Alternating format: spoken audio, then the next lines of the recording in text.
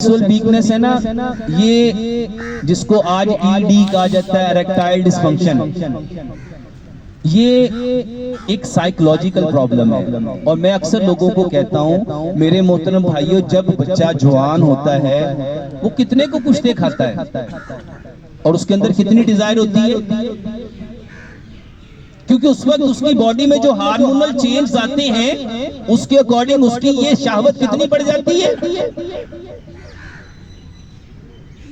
अगर आप लोग चाहते हैं कि आप अपनी, और कितनी बदकिस्मती की बात है कि दिल का मसला होता है ना, तो हम बड़े फख्र से कहते हैं कि मैं उस डॉक्टर के पास जा रहा हूं जो अमेरिका से, जो हार्ट सर्जन है, हार्ट स्पेशलिस्ट है, हार्ट फिजिशियन है। लेकिन जब सेक्सुअल प्रॉब्लम होती है तो दूसरे के साथ बात करते हुए क्या फील कर रहा होता है, और नहीं पता लग गया था की करेगा। जबकि मेरे मोहतरम भाइयों, इस बात को समझ लो, अगर एक शख्स अपनी वाइफ के हक़ ज़ौजियत अदा नहीं कर सकता और वो उसके साथ जबरदस्ती रह रहा है, और वो बीवी अगर कोई ऐसा काम करती है तो वो सारे का सारा जिम्मेदार कौन होगा? वो खामंद होगा। अगर तुम्हारे पास हक नहीं है ना, अगर तुम्हारे अंदर ये उसके राइट्स को पूरा करने की सलाहियत नहीं है, तो प्यारे पैगंबर जनाबे मोहम्मद सल्लल्लाहु अलैहि वसल्लम ने क्या फरमाया? इसको छोड़ दो। लेकिन हमारे यहाँ क्या है? और जिस चीज से इस्लाम ने सबसे ज्यादा डराया, नबी सल्लल्लाहु अलैहि वसल्लम ने फरमाया, जिसने धोखा दिया वो हम में से। और आज कितने लोग हैं जो अपनी इस हेल्थ को दूसरों के सामने, यानी अपने लाइफ पार्टनर के सामने जाहिर करने के लिए किन चीजों का सहारा लेते हैं? जो रियलिटी। और ये इतना बड़ा मसला है मेरे मोहतरम भाइयों, जो बंदा धोखा देता है, मन गश्शा फलैसा मिन्ना, प्यारे पैगंबर जनाबे मोहम्मद सल्लल्लाहु अलैहि वसल्लम ने फरमाया वो दायरा इस्लाम से। और ये पता है क्यों है मेरे मोहतरम भाइयों? शैतान को पता है कि लोगों के अंदर ये वाली जो हया है ना, ये वाली जो शर्म है ना, इसको बढ़ाना है। क्यों? क्योंकि इससे ये इस्लाम से निकलेगा। आप कभी भी अपने जिगर के कमजोर होने पे, मैदे के कमजोर होने पे, हड्डियों के कमजोर होने पे, पट्टों के कमजोर होने पे, दिमाग के कमजोर होने पे, कोई साइकोलॉजिकल डिसऑर्डर होने पे आप फख्र से कहते हो कि मैं फलां के पास गया, फलां डॉक्टर के पास गया और मैं इतनी महंगी मेडिसिन खा रहा हूं, लेकिन जब प्रॉब्लम आती है आपकी सेक्सुअल, तो आप फौरन क्या कहते हो? इसको इतना आर का बाइस, इतना शर्मिंदगी का बाइस, इतना घटिया बना दिया गया। और जो इस्लाम आपको ये कह रहा है कि अल्लाह सुब्हानो तआला को कमजोर मोमिन की निस्बत कौन सा मोमिन पसंद है? ताकतवर मोमिन। और प्यारे पैगंबर जनाबे मोहम्मद सल्लल्लाहु अलैहि वसल्लम क्या तलकीन करते हैं? आप सल्लल्लाहु अलैहि वसल्लम ने फरमाया, अल्लाहु अकबर, ऐसी खवातीन से शादी करो, ऐसी औरतों से शादी करो जो बच्चे ज्यादा पैदा करे, ताकि कल क़यामत वाले दिन मैं मोहम्मद सल्लल्लाहु अलैहि वसल्लम अपनी उम्मत पे फख्र करूं। और आज हमारी बदकिस्मती, लैक ऑफ इंफॉर्मेशन, इस्लाम की सही रहनुमाई, वो सही इंस्ट्रक्शन हमें मिली नहीं, हमें किसी ने दी नहीं, बताया ही नहीं।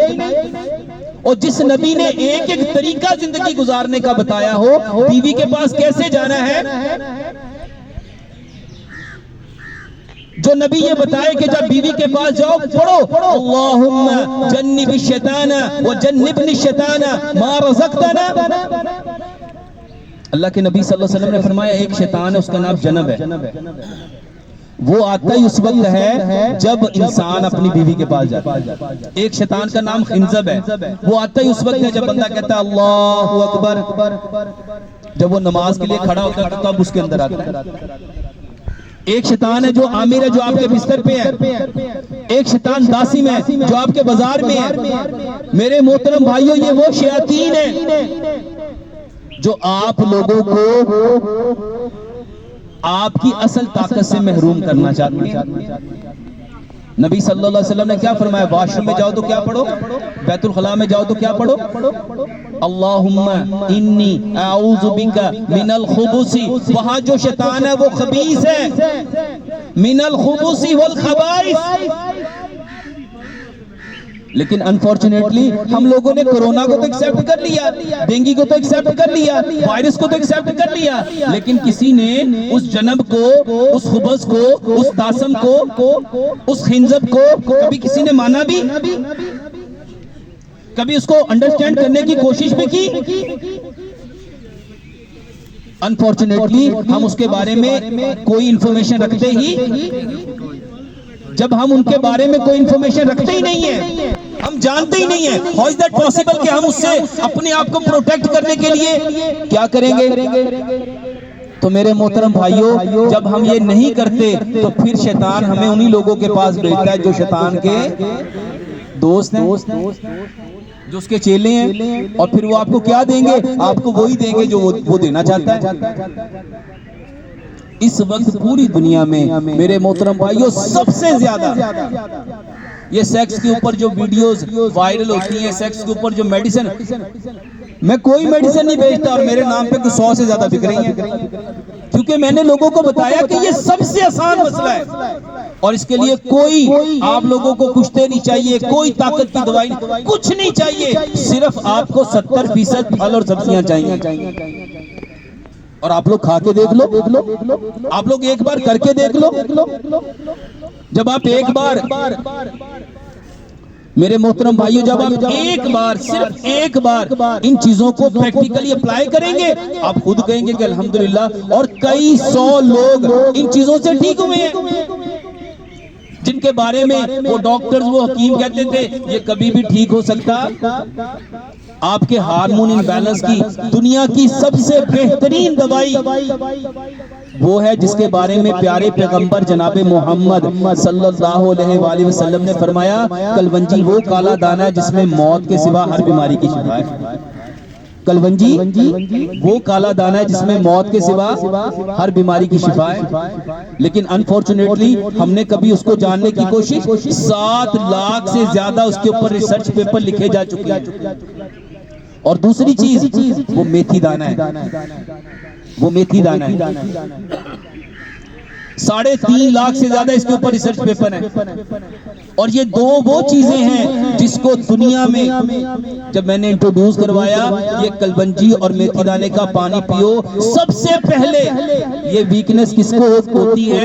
ये वीकनेस उसको होती है मेरे मोहतरम भाइयों जिसका ब्लड प्रेशर बड़ा होता है, जिसका कोलेस्ट्रॉल बड़ा होता है, जिसके ट्राइग्लिसराइड्स बड़े होते हैं, जो डायबिटिक होता है। और सबसे पहले इसका इलाज करो, और इसका सबसे आसान इलाज है कलवंजी मेथी दाने का पानी पियो। आप मैक्सिमम 90 दिन ये पानी पी के देख लो। आज लोग कहते हैं कि जिसके पैंक्रियाज ने काम करना छोड़ दिया वो दोबारा से इंसुलिन बना सकता। और मैं उनसे पूछता हूँ, भाई साहब, अल्लाह सुब्हानहू तआला ने तो कुरान में कसमें खा खा के फरमाया वत्तीन वज़ैतून वतूरी सीनीन वहाज़ल बलदिल अमीन, और फिर फरमाया लक़द खलक़नल इंसान फी अहसनि तक़वीम, पैदा करने वाला अहसनुल खालिकीन और पैदा होने वाला अहसन तकवीम। ये कैसे मुमकिन है? बंदे की जिंदगी तो 70 साल हो और उसके पैंक्रियाज की उम्र 25 साल हो, ये कैसे हो सकता है? आपने कोई ऐसा काम किया जिसकी वजह से पैंक्रियाज ने काम करना छोड़ दिया, तो आप अपने पैंक्रियाज का इलाज करो।